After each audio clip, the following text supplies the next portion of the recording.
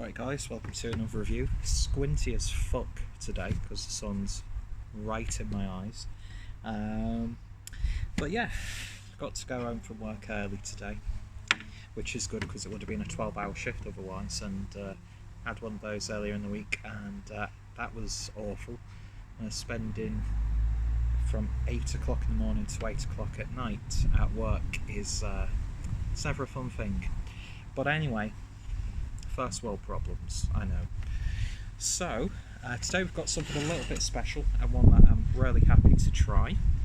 So this is a bottle of In Two Minds, which is a collaboration between OverWorks and Deya. So this is described as Deya's mastery of hop and haze and our fanatical focus on funk has led to this, a citrus-infused sour third-aged IPA, dry hopped with citra and infused with grapefruit zest. Get in. It fuses modern hop flavour and traditional wood aging, split by the complexity of Brettanomyces and our house sour culture. As comrades in collaboration, we have produced a beer balancing citrus and lactic acidity with crushable hop session ability. In Two Minds, twice the fun. And then in brackets, K, whatever that means. And they've even credited the guys who have provided the fruit. So radically seasonal fruit from Natura. So yeah, brewed over in Ellen Park, clocking in at 5.8% ABV. Picked this up from BrewDog Liverpool this past weekend. It has been out for a few weeks prior to me picking this up. But yeah, I still need to actually review Beer 1000, and this was going to be it because I'm at 999 now, and it's been a few days since I uploaded that one. But I thought, no, I'm just going to do a casual review of this and just enjoy it. So, been impressed with what I've had from OverWorks so far, although very limited experience. Lovely bottle cap, as you'd expect, and really nice, simple artwork. Now, of course, Deya, one of the best IPA breweries in the country, and it's very windy today, so you're probably hearing lots of wind noise in the microphone, but oh well. So using my BrewDog Teku for this, because it just makes sense. So 660ml bottle, let's see what this is like. So I don't think I've had, I've had hazy sour IPAs. God, it's windy. But I don't think I've had there's my work pass just falling onto the floor. Had a sort of like a hazy New England style IPA with Brettanomyces. So this is something of an oddity and something that really appealed to me. But beer in a glass then, and yeah, it looks like you'd expect from a Deya beer. Not as bright and vibrant, but it does have that sort of BrewDog look to it as well. But yeah, it's murky, I would say. Although they were hazy. I wouldn't say it's murk. Although what's really the difference, I don't know. Ask Rob from Opsy. But yeah, head's dissipated really quite quickly. So let's see what we get on the nose. And fucking hell, where's that wind come from? I wish it was this windy as I was walking home, sweating my bollocks off. But yeah, on the nose, you're definitely getting that third Brettanomyces character coming through. But there is a vibrant hoppiness there. Lovely sort of rounded hop character. There's a little bit of grapefruit bite coming through. But I would say it's predominantly on the nose, the sour aspect and Brett aspect of it, which out of the sour cultures, what a pretentious thing to say, I'm not a big fan of Brettanomyces, especially if it's overused in a beer or becomes a bit too dominant. But I'm really interested to see how Deya's hoppy expertise collide with OverWorks' really great use of sour cultures. I think it's only been like one or two beers that I've not been a fan of, but that's just down to personal tastes when it comes to these sorts of funky style beers. Not my usual go-to. I'm more of a Goza or Berliner Weisse or even a Lambic. Anyway, so it smells really nice. It's got a really sort of like peppery coriander character, so it's nice and spicy as well. A little bit of rye bread coming through. Smells good. Let's give it a taste. Cheers, guys.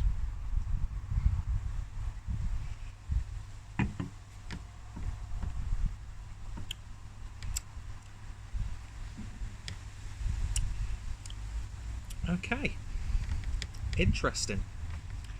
Just like the nose, I'd say the most predominant character is that Brettanomyces further aged aspect. A little bit dry in the back end. Hops, I'm not too sure how evident they are on the taste.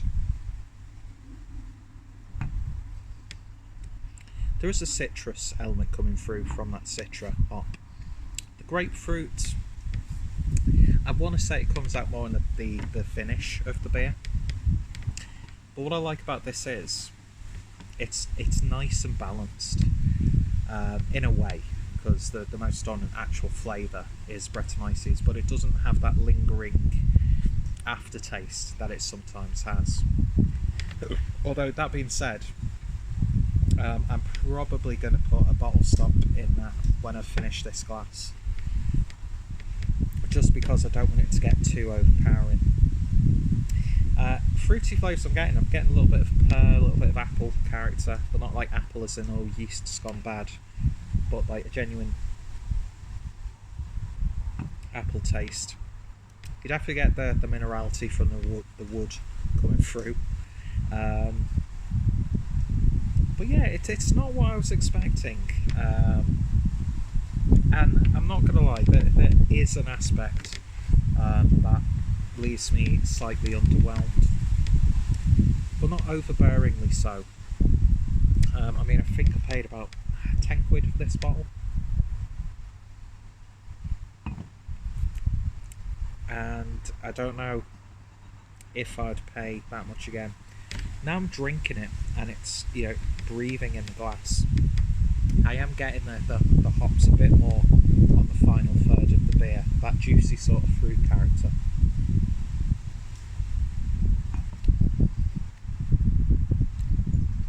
Yeah, I got a big hit of grapefruit and zest in that mouthful.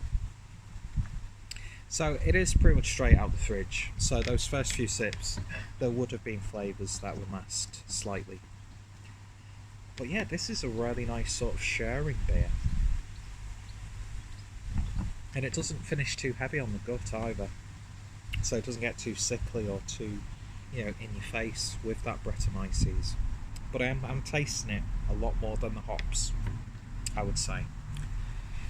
So yeah, in terms of a rating then, on the OverWorks and Deya collaboration, in two minds, I don't know, I don't think Deya are really shining in this, to be honest.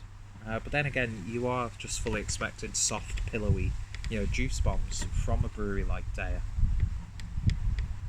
And I'd like to have seen that maybe a little bit more, but maybe the cultures in there sort of like eat up that hop car. I don't know the science of it, I'm just talking out my arse.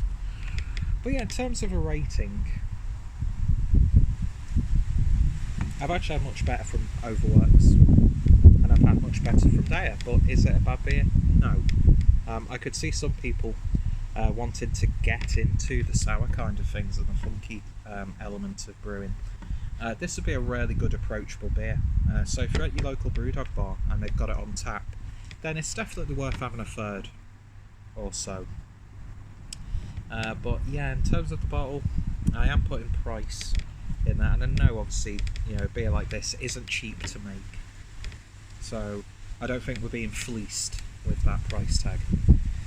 But I think I'd much rather pay a little bit less for one of the sort of fruited sours from OverWorks. But again, that's personal preference coming into play. You might drink this and think this is, you know, better than the best invention since sliced bread. But for me, I don't know, I'm really in the mood for a cheese board now though, so I might do that. I've got some cured meats, I've got some nice strong cheddar, I think that's going to pair wonderfully, and I've got some pickled onion monster munch as well, so that would be an interesting pairing. Anyway, so beer on its own merits. I think it's a really well brewed beer. I would have liked to have seen a bit more of the Deya side of things coming through, but that's the spoilt, hophead in me. But I think they've done a great little job. And yeah, would I try it again? I would be interested to see how this would age, to be honest. I mean, best before date is the 28th of March 2024. Obviously hops would just completely disappear, but yeah, really nicely presented, nice big bottle, perfect for sharing. But I don't think I want to drink too much more of this right away. Might finish it off a little bit later. So finally getting around to the ratings, I'm going to give this one a 7.5 out of 10. And that's just purely down to personal preference as opposed to the aspects of the brewing. And there is maybe half a point taken away because I was expecting maybe a little bit more hoppiness. Maybe that's just not really that possible with this style of beer. I'm not too sure, but I've not really had too many beers that are like this. So it's definitely got some little intrigue in it as well. But yeah, I'm actually glad that I bought the bottle. And any time to get a bit of Deya is always good. So yeah, if you've tried this one, then let me know your thoughts, opinions down below. Are you enjoying the OverWorks stuff? Are you a fan of Deya? Both breweries I'm a big fan of, and I'm a big fan of BrewDog as well.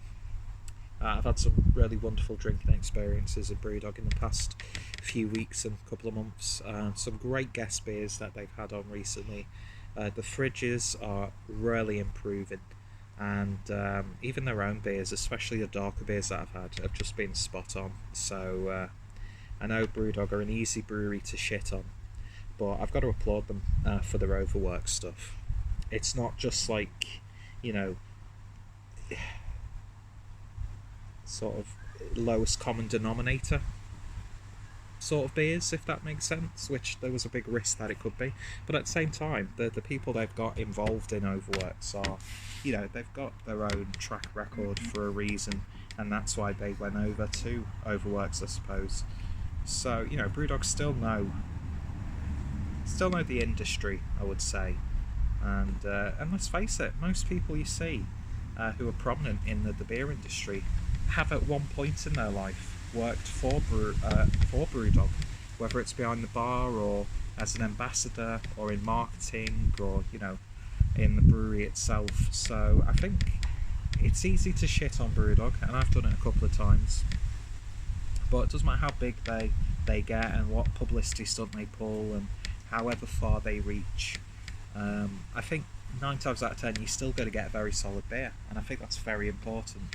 And I think you should look to BrewDog as sort of an inspiration, to be honest, just to show how far you can get for two blokes brewing in a little shed to probably one of the biggest craft breweries out there who haven't been swallowed up by the likes of Heineken and that sort of thing. Not that there's anything wrong with that, because Beavertown still churn out beautiful beers. They really do. So I think we can lose sight of things sometimes.